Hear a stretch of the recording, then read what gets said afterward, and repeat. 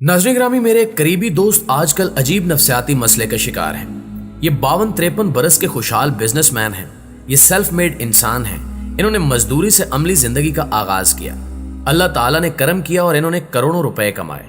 ये अब इस्लामाबाद के पोश सेक्टर में रह रहे हैं। इनका लंबा चौड़ा बिजनेस है, अच्छा खासा बैंक बैलेंस है और ये पाकिस्तान की सियासी क़यादत के मजमूई टैक्स से ज्यादा टैक्स देते हैं। ये सेहतमंद भी हैं, खूबसूरत भी हैं और स्मार्ट भी। इन्हें कपड़े पहनने और रहने सहने का सलीका भी आता है। अल्लाह ताला ने इन्हें नेक और साले औलाद से भी नवाज रखा है और ये खुद भी ठीक ठाक नेक इंसान है। लेकिन इसके बावजूद इनका दुनिया से दिल उचाट हो गया है और ये 52 साल की उम्र में दुनिया से रुखसत हो जाना चाहते हैं। ये बार बार कहते हैं कि मैंने जिंदगी में जो देखना था देख लिया, मुझे अब दुनिया से पर्दा कर जाना चाहिए। ये इस फीलिंग के दौरान शदीद डिप्रेशन के शिकार हो जाते हैं। ये फोन बंद करते हैं और अपने दफ्तर के सोफे पर लेट जाते हैं या फिर घर के बेसमेंट में कैद हो जाते हैं। ये बेमकसदियत का शिकार है। इनकी जिंदगी बेरंग हो चुकी है और अब इन्हें दुनिया की किसी चीज में कोई कशिश महसूस नहीं होती। अल्लाह ताला का इन पर खसूसी करम है। ये मजहबी इंसान है, क्योंकि अगर ये मजहबी ना होते या फिर जिंदगी में इनका एक आध ऐसा दोस्त ना होता जिसके सामने ये हर किस्म की बात कर सकते, तो ये अब तक खुदकुशी कर चुके होते। ये इस मुल्क में इस फीलिंग, इस सूरत हाल के अकेले शिकार नहीं है। हम में से 90% लोग ऐसी ही सूरत हाल से गुजर रहे हैं। हमारा दिल दुनिया से उचाट हो चुका है और हम मरने के बहाने तलाश कर रहे हैं। हम मर जाना चाहते हैं या किसी को मार कर मरना चाहते हैं। हमारे गुस्से का आगाज अमूमन मार दूंगा, मर जाऊंगा, मैं तुम्हें नहीं छोड़ूंगा, मेरा दिल करता है कि मैं इस पर तेल छिड़क कर आग लगा दूं और मैं पूरे मुल्क को आग लगा देना चाहता हूं, वगैरह वगैरह किस्म के फिक्रों से होता है।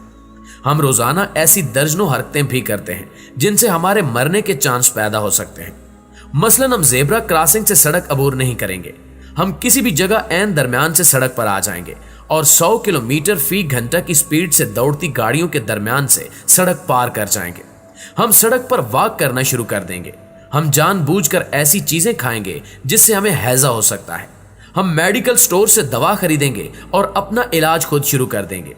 हम हकीमों का हर किस्म का नुस्खा आंखें बंद करके खा जाएंगे। हम CNG पर चलने वाली वैगन में एन सिलेंडर के ऊपर बैठ जाएंगे। हम वैन और बस से लटक कर 50-50 किलोमीटर सफर कर जाएंगे। हम बंद फाटक से एन उस वक्त गुजरेंगे जब ट्रेन हमसे चंद सेकंड के फासले पर होगी।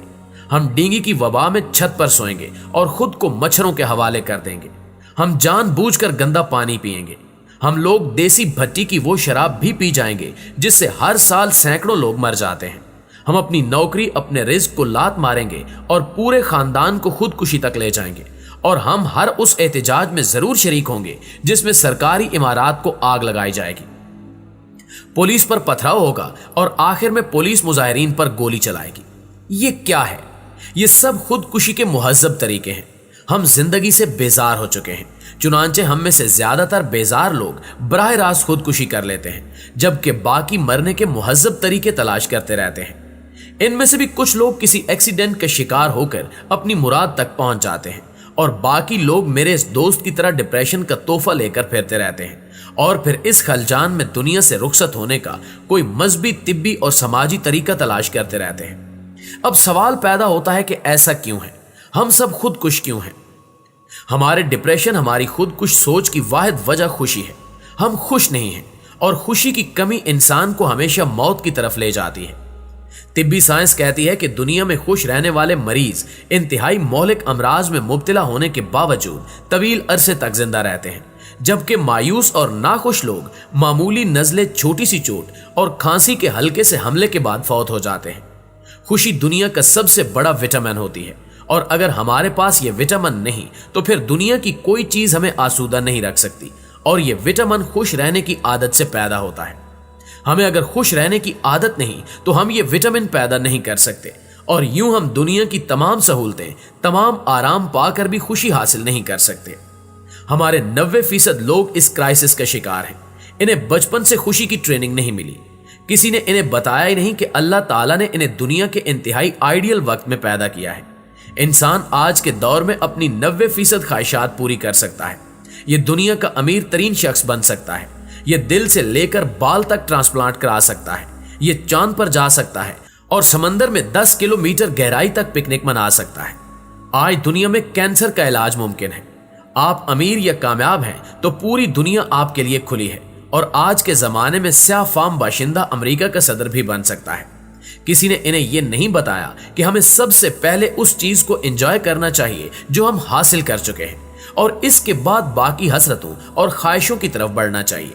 किसी ने हमें नहीं बताया कि इंसान अल्लाह ताला की वाहिद मखलूक है जो जिस्म, दिमाग और रूह का मजमुआ है।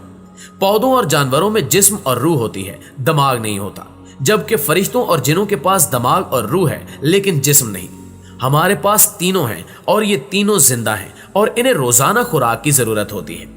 हम जिस तरह जिस्म को कार्बोहाइड्रेट, प्रोटीन, फैट्स, विटामिन और पानी देते हैं, हम जिस तरह जिस्म की सफाई सुथराई और खूबसूरती का ख्याल रखते हैं, हम इसे गर्मी, सर्दी, बारिश, चोट और हादसे से बचाते हैं और हम जिस तरह इसका इलाज मुआवजा करते हैं, बिल्कुल इसी तरह हमारे दिमाग और हमारी रूह को भी इलाज, मुआवजे, निगहदाश्त और खुराक की जरूरत होती है।